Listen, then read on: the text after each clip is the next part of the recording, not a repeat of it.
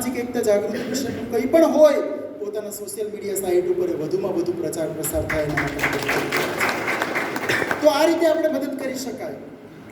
અને માનો કે સોશિયલ મીડિયા સાઇટ ઉપર પણ ચાલો કે આપણે નથી આવડતું તો જે કાર્યકર્તાઓ કામ કરી રહ્યા છે એ લોકોને આપણે હૂંફ આપી શકાય, એમને હિંમત આપી શકાય કે તમે સારી રીતે કામ કરો છો.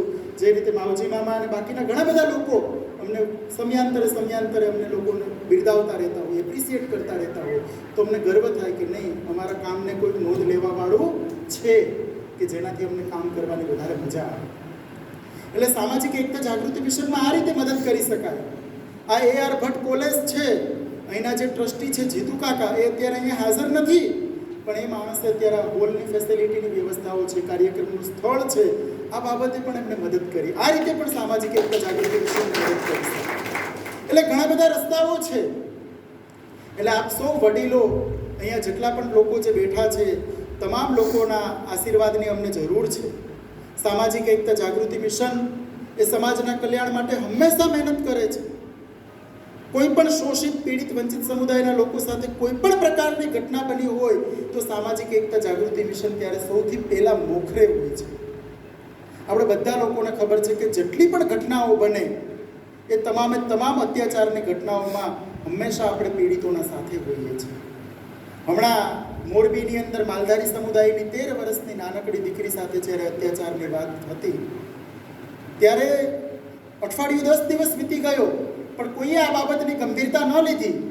જ્યારે આપણા મોરબીની અંદર માલધારી સમુદાયના જે આગેવાન છે કે જે સામાજિક એકતા જાગૃતિ મિશનના સહપ્રભારી તરીકે કામ કરે છે, હમીરભાઈ ટોળિયા, એમના ધ્યાન ઉપર આ વાત આવી તો એમણે આપણા સુધી, આ પ્રદેશ કાર્યાલય સુધી આપણા આ વાતને પહોંચાડી. પીડિત પરિવારના લોકો આપણે મળવા માટે આવ્યા. આપણે સીધું ત્યાં મોરબીના જે જિલ્લા પોલીસ વડા હતા એમને વાત કરાવી. IPS કક્ષાના અધિકારીને એમની તપાસ સોંપવામાં આવી. આરોપી જે છે એ રાજકીય કોચ ધરાવતા હતા. ત્યાંના જે એ વિસ્તારના જે સાંસદ છે એમના દૂરના નજીકના કે જે કંઈ હશે એમના કુટુંબમાં હતા. તો પણ આપણે કીધું કે ભાઈ કાયદો છે રાજાઓનો પણ રાજા છે. હવે છે રાજાશાહી પૂરી થઈ ગઈ છે, હવે કાયદાનું શાસન ચાલે છે અને કાયદો રાજાઓનો રાજા છે. તમામે તમામ આરોપીઓની ધરપકડ થઈ અને જે દીકરી છે બિચારી મંદબુદ્ધિની 13 વર્ષની દીકરી, એમના પપ્પા એક્સપાયર થઈ ગયા, વિધવા માં, ન્યાય માટે વલખા મારે સામાજિક એકતા જાગૃતિ મિશન એમના પડખે ઊભું રહ્યું અને પીડિત પરિવારના ન્યાયની લડાઈમાં સાથે રહ્યું. એટલે માલધારી સમુદાયના પરિવારની સાથે પણ સામાજિક એકતા જાગૃતિ મિશન મજબૂતાઈથી ઊભું રહ્યું.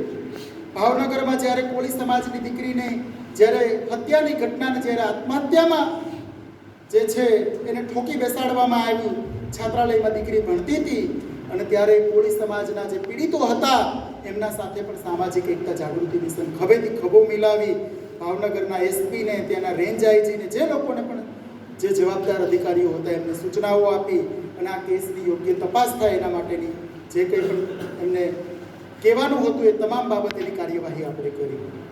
તો સામાજિક એકતા જાગૃતિ મિશન તમામ લોકોને મદદ કરી રહ્યું છે. હમણાં હિંમતનગરથી ક્ષત્રિય સમાજના લોકો, એમના ઉપર અત્યાચાર થયો અને જ્યારે એ લોકો આવ્યા એમની કોઈ ફરિયાદ રજીસ્ટર્ડ નહોતું કરતું ત્યારે આપણે ડીસીપીને ત્યાંથી સૂચના આપી, એ લોકોની FIR રજીસ્ટર્ડ કરી, એમના પોલીસ રક્ષણની વ્યવસ્થાઓ કરાવી. તો ક્ષત્રિય સમુદાયના અધિકારો માટે પણ સામાજિક એકતા જાગૃતિ મિશન છે હંમેશા સાથે છે. ક્ષત્રિય સમાજના જે કરણી સેનાના અધ્યક્ષની જે નિર્મમ હત્યા કરી દેવામાં આવી ત્યારે પણ સામાજિક એકતા જાગૃતિ મિશનના માધ્યમથી આ તમામે તમામ આરોપીઓની તાત્કાલિક ધરપકડ કરવામાં આવે અને એમના હત્યા થવાની એની આશંકા હતી, આમ છતાં પણ એમને પોલીસ રક્ષણ ન આપવામાં આવ્યું તો એમને તાત્કાલિક પોલીસ રક્ષણ આપવામાં આવે એના માટેની પણ રજૂઆત સામાજિક એકતા જાગૃતિ મિશનની કરી. તમને બધાને ખબર હશે કે જામનગરની અંદર એડવોકેટ જોશી સાહેબની હત્યા થઈ, એમના ઓફિસના નીચે સીસીટીવી કેમેરાની સામે, અને એ પ્રકરણની અંદર આરોપી જે છે એ વિદેશ ભાગી ગયા અને જ્યારે વિદેશ ભાગી ગયા અને જ્યારે એમને ખબર પડી તો ત્યારે સામાજિક એકતા જાગૃતિ મિશને આખા ગુજરાતની અંદર એડવોકેટ પ્રોટેક્શન એક્ટ માટેની આવેદનપત્રો આપ્યા, સરકાર ઉપર પ્રેશર ઊભું કર્યું અને જામનગરના એડવોકેટ જોશી સાહેબ બ્રાહ્મણ સમાજના મોટા આગેવાન હતા અને એમની નિર્મમ હત્યાના પ્રકરણની અંદર એવડું મોટું દબાણ ઊભું કર્યું કે સરકારે એમના વિરુદ્ધમાં રેડ કોર્નર નોટિસ ઇસ્યુ કરવા માટે અદાલતને કીધું અને અદાલતે રેડ કોર્નર નોટિસ ઇસ્યુ કરી. રેડ કોર્નર નોટિસ એટલે એવી નોટિસ કે આરોપી કદાચ વિદેશ ભાગી ગયા હોય તો એમને જીવતો કે મરેલો હાજર કરે. અને આરોપી જયેશ પટેલની લંડનથી ધરપકડ કરવામાં અને ગુજરાતની અંદર કુત્સી ટોકની પ્રથમ ફરિયાદ રાજકોટની અંદર જે છે આરોપી જયેશ પટેલના વિરુદ્ધ દાખલ કરવામાં આવી. તો સામાજિક એકતા જાગૃતિ મિશન છે સર્વ સમાજના કલ્યાણ માટે કામ કરી રહ્યું છે.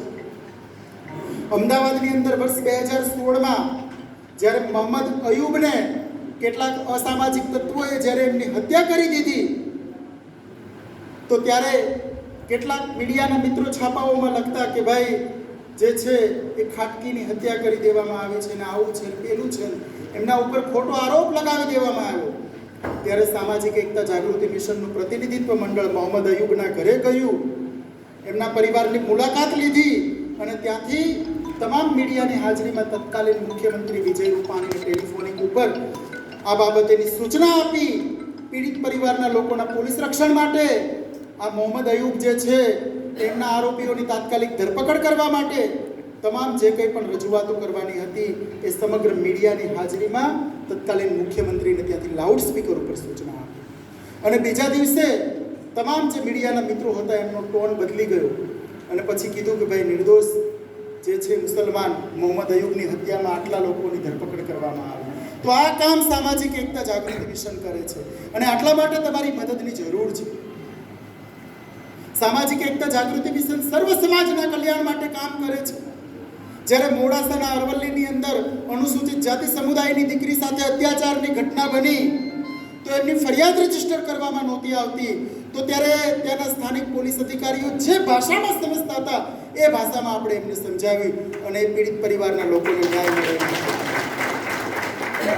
ખંભીસરના વરઘોડાની વાત હતી તો ખંભીસરના વરઘોડા વખતે અનુસૂચિત જાતિ સમુદાયના લોકોને જ્યારે વરઘોડાની અંદર એ રોકવા માટેનો જે પ્રયત્ન કરવામાં આવ્યો ત્યારે સામાજિક એકતા જાગૃતિ મિશને તમામે તમામ આરોપીઓની ધરપકડ કરવા માટેનું જે કામ કર્યું છે, એમના વિરુદ્ધમાં કાયદેસરની કાર્યવાહી કરવા માટેનું કામ કર્યું છે અને સાથે સાથે સેશન્સ કોર્ટથી સુપ્રીમ કોર્ટ સુધી એક પૈસો લીધા વગર પીડિતોની મદદ કરી છે. ગુજરાત હાઈકોર્ટની અંદર આરોપીઓએ સિનિયર એડવોકેટ નિરુપમ નાણાવટી સાહેબને એ લોકોએ એડવોકેટ તરીકે હાયર કર્યા અને આપણે પીડિતોના પક્ષે એક પૈસો લીધા વગર સામાજિક એકતા જાગૃતિ મિશનના માધ્યમથી આપણે ત્યાં અપિયર થયા અને તમામ આરોપીઓના જામીન નામંજૂર કરાવ્યા. બધા લોકોને સાબરમતી જેલની અંદર મોકલ્યા. આ કામ સામાજિક એકતા જાગૃતિ મિશન કરે છે. ધર્મની આડમાં કેટલાક લોકો જે છે એ શેડ્યુલ કાસ્ટના લોકોને એમના બંધારણીય અધિકારોથી વંચિત રાખવા માટે જે રામધૂન કરવા માટે ત્યાં રસ્તા ઉપર રોકી અને એમનો વરઘોડો રોકતા હતા એ તમામ જે આરોપી જે છે એ રામધૂનવાળી તમામ બહેનો અને સાબરમતી જેલની અંદર સજા એમને મોકલાવડાવ્યા. રક્ષાબંધનમાં પણ એમને જામીન મળવા નહોતા દીધા. તો આ કામ સામાજિક એકતા જાગૃતિ મિશન કરે છે. ખેડાના ઢઠાલ ગામની અંદર ભૂમાફિયાઓ દ્વારા અનુસૂચિત જાતિના યુવકની જ્યારે હત્યા કરી દેવામાં આવી, એનું ગળું કાપી નાખવામાં આવ્યું, તો ત્યારે ખેડા સૌથી પહેલાં સામાજિક એકતા જાગૃતિ મિશનના કાર્યકર્તાઓ પહોંચ્યા અને પીડિતોના ન્યાયના તરફેણમાં એમને મદદ કરી. અત્યારે પણ ત્યાંની સેશન્સ કોર્ટની અંદર સામાજિક એકતા જાગૃતિ મિશનના પદાધિકારીઓ જે છે કે જે એડવોકેટ તરીકે પ્રેક્ટિસ કરે છે, એક પૈસો લીધા વિના પીડિતોના તરફેણમાં એમને મદદ કરી રહ્યા છે. તો આ કામ આપણે કરવાનું છે સામાજિક એકતા જાગૃતિ મિશનના માધ્યમથી. આપણે કરી શકીએ છીએ. કુદરતે આપણે જે બુદ્ધિ આપી છે, ક્ષમતા આપી છે, એનાથી આપણે કરી શકીએ છીએ. આપણે આપણી શક્તિને ઓળખવાની જરૂર છે. તમે જ્યારે મજબૂત હોઈએ ને ત્યારે દુનિયાની તમામ વસ્તુઓ તમે કરી શકો છો.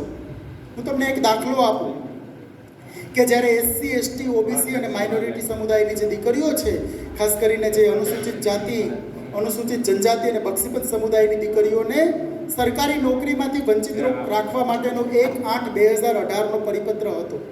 તમારા બધા જ વડીલોના ધ્યાન ઉપર હશે. આ પરિપત્ર જે છે 1/8/2018ના દિવસે ગુજરાત સરકારના સામાન્ય વહીવટ વિભાગે પસાર કર્યો અને એ પરિપત્રમાં એવી જોગવાઈ કરવામાં આવી કે એસસી એસટી ઓબીસી સમાજની દીકરીઓ કદાચ કોઈ પણ સરકારી ભરતીની અંદર પ્રથમ નંબરે પણ જો પાસ થાય તો પણ એમને એમની કેટેગરીમાં જ સ્થાન આપવામાં આવશે.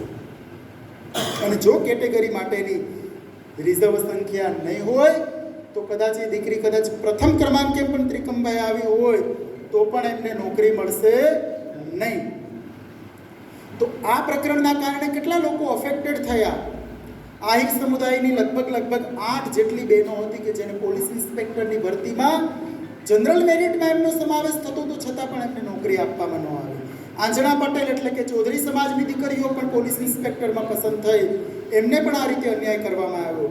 કોન્સ્ટેબલની અંદર જે લોકરક્ષક ભરતી પ્રક્રિયાની અંદર લગભગ 2000 જેટલી દીકરીઓ એવી હતી કે જે એસસી એસટી ઓબીસી સમાજની દીકરીઓ હતી એ દીકરીઓને નોકરીઓથી વંચિત રાખવામાં આવી, જે જનરલ મેરિટમાં સમાવેશ થતો તો આમ છતાં પણ. સેનેટર ઇન્સ્પેક્ટરની અંદર, ક્લાર્કની પરીક્ષાઓની અંદર, એ પછી સામાજિક એકતા જાગૃતિ મિશને રાજ્યની રાજધાની ગાંધીનગરમાં સત્યાગ્રહ છાવણી ખાતે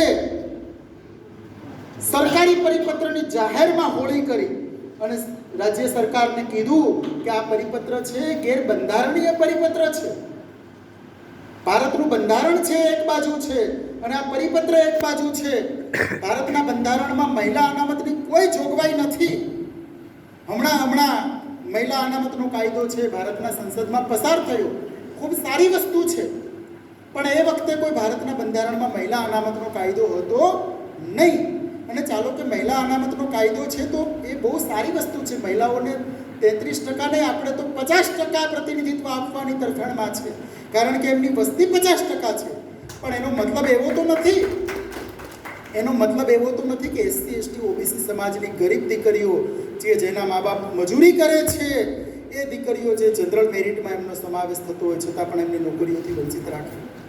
સામાજિક એકતા જાગૃતિ મિશનના આંદોલનના પગલે ગુજરાત હાઈકોર્ટની અંદર એસસી એસટી ઓબીસી સમાજની દીકરીઓ પાસેથી એક પૈસો લીધા વગર આપણે ત્યાં એલપીએ દાખલ કરી અને ગુજરાત હાઈકોર્ટે આ પરિપત્રને રદ કરી દીધો. અને સામાજિક એકતા જાગૃતિ મિશનના આંદોલનના કારણે 2000થી વધુ દીકરીઓને સરકારી નોકરી મળી લોકરક્ષકની અંદર. આહિર સમાજ અને ચૌધરી સમાજની 8 થી 10 દીકરીઓ છે પોલીસ ઇન્સ્પેક્ટરમાં પસંદ થઈ. શેડ્યુલ કાસ્ટનો એક દીકરો ચિરાગ ધોળકિયા જે અમદાવાદનો છે એ પોલીસ ઇન્સ્પેક્ટર તરીકે પસંદ થયો. રશ્મિ સોલંકી કે જેમને ડેપ્યુટી કમિશનર જીએસટીમાં બનાવવામાં આવ્યા હતા, એમને પોતાની પસંદગીનું ડીવાયએસપીનું પોસ્ટિંગ મળ્યું. તો સામાજિક એકતા જાગૃતિ મિશનના કારણે આ ફાયદો થયો. એટલા માટે આપણે લોકોએ આ મિશનની અંદર કામ કરવાની જરૂર છે.